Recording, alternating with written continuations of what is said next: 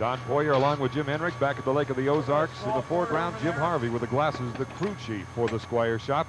A race of their own right now. The hair dryer being used to dry the glue underneath the boat after those heavy repairs that they just made over last night. Of course, they need to get the boat ready in time for Heat 1A. Ironically, the Squire Shop is the top qualifier for Heat 1A at 132 plus. The Budweiser, the Lite All-Star, Executone Telephones, and Rampage 3. The records are young here. The initial race was just last year, but the Budweiser set a heat record of over 120 miles per hour. And for a lap record, a very good one, 133 plus. Now a close-up at the men riding the sleds. Jerry Hopp will be driving the U-20, the Rampage 3.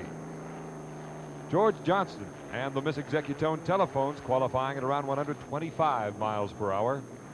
Tom Deeth and the Lite All-Star. This boat has been performing very well this week here at Lake of the Ozarks. Jim Kropfeld and the national champion Budweiser, the U-12. And Mickey Riemann, the Union Bay Squire Shop, qualifying at over 132. And what a job by Mickey's crew. The boat's ready to go for 1A. The glue may still be wet on the bottom of the boat, but they're going to race. There's Jim Harvey with Kelly and John, a couple of the crew members. The Squire's ready. As we said earlier, a 5-boat heat for 1A with the Budweiser in lane 1, the Squire Shop in lane 2. Coming up way on the outside, you'll see the Executone Telephones. There's the Budweiser along with Mickey Riemann and the Squire.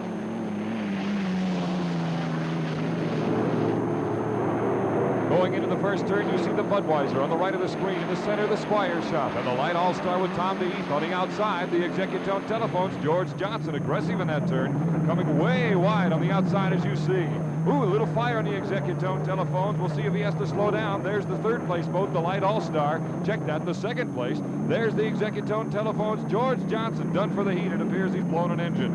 The Budweiser comes into the second turn now in first place. The national champion winner, of course, after getting that victory in San Diego just 2 weeks ago. Jim Kropfeld in the Budweiser coming around to complete lap number 1. This is a 2.5-mile course. In second place on the outside is the Lite All-Star with Tom Deeth. Speed for the Budweiser, completing lap number 1 here on Lake of the Ozarks. 113.837 miles per hour. The Lite All-Star at 110 miles per hour. In third place is the Squire Shop. A miracle that boat is even here, competing on a Sunday after that damage suffered Friday night while testing.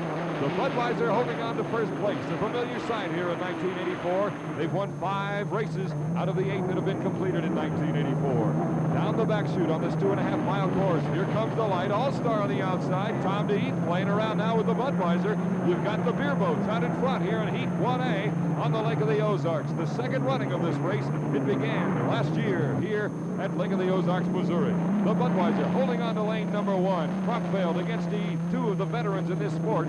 Jim Kropfeld getting victory number 9 2 weeks ago in San Diego. Tom Deeth, a Gold Cup winner in the past. And right now, he seems to be up and almost even with the Budweiser coming down, completing lap number 2. The Budweiser and the Lite All-Star. Tom Deeth against Jim Kropfeld. Almost dead even now as they come past the start-finish line, completing lap number 2. It's the Lite All-Star slightly ahead. In fact, he has the lead according to the computer readout at a speed of 117 miles per hour. But the Budweiser with lane number 1 holding on to the lead, coming back and re-grabbing it is Jim Kropfeld with the beer boat. The other beer boat, the Lite All-Star on the outside. They've had trouble with the handling of this boat at higher speeds, simply and quite honestly, because they've not run at high speeds all that much this year. But it's performing pretty well right now for Tom Deeth. And Jim Kropfeld on the inside, not used to seeing that man. There's the Rampage 3 with Jerry Hopp aboard. He is currently in 4th place with the U-20. The Lite All-Star going into the second turn now. Slightly ahead, it appears, from this camera angle of the Budweiser. 2 veteran drivers, as I said earlier, having a lot of fun. And believe me, it is not that easy to race this close in these unlimited hydroplanes, especially in the turns.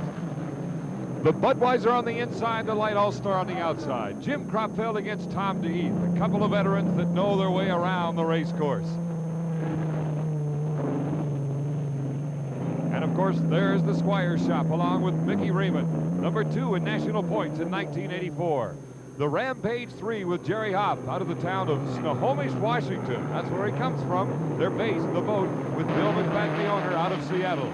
But back to our leaders, the Bud and the Lite. The Griffin engine powering the Budweiser, the turbine powering the Lite All-Star. The Merlin engine powering the Squire shop with Mickey Riemann. And look at the lead now that the Lite is stretched out going down the back chute. But very quickly again, the Budweiser not about to lose control with Jim Kropfeld coming right up next to Tom Dean as they go into this turn. And keep in mind now, ooh, look at the Lite All-Star. Oh my goodness. He hooked it just slightly out there in those choppy waters on the second turn. But Tom DeHeath is still holding on. He has second place. The Budweiser gaining a little bit now as he comes down the main chute. We'll get a speed for him as he goes past the start-finish line. Look at, there's Tom DeHeath again coming right back up next to the Budweiser as they come down the main straightaway here on the Lake of the Ozarks. Let's get a speed now on the Budweiser and the Lite All-Star. Both of them very, very close, and the speeds indicated. For the Bud, 107 miles per hour. For the Lite All-Star, 106.0. Jim Kropfeld, of course, winning the national title 2 weeks ago. Tom DeHeath, last time he got a victory was back in 1982 when he was driving the Squire shop for Bob Style. The Squire currently, with their new boat, is in third place after a great job of the crew putting it together after those damages Friday night when they lost the blade of their prop, damaging the transom of the boat.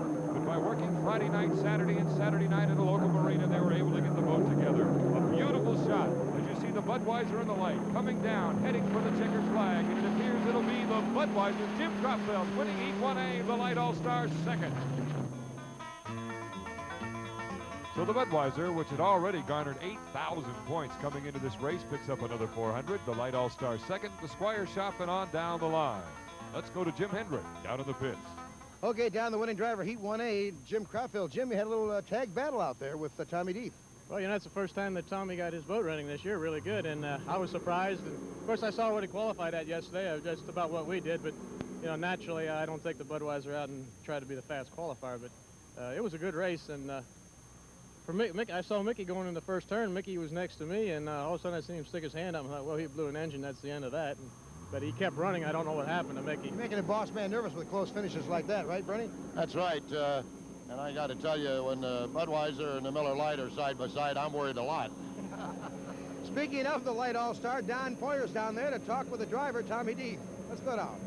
Other than maybe the race in Seattle where we had a three-boat race going all 5 laps, this was a fantastic performance by you and the Lite. Well, the Budweiser sure made it rough for me. We were deck-to-deck racing out there, which is what this sport's all about. We were proud that the Lite All-Star was able to get up in there and mix it up with the Bud. Bob, we're delighted for you. Well, we are too, and the crew, and Tommy the driver, all of them, our sponsor, Lite All-Star. It's nice to be able to drive next to a driver that you trust, don't you, as far as holding lanes and turns, things like that? Oh, yeah. I've raced against Jim many years in the Limited and the Grand Prix class, and so there's no problem at all with us running side by side. My driving got a little untidy that last corner, and I almost lost it, but we made up for it. We just about got him at the finish. Nice to see a smile on Tom Deeth's face again.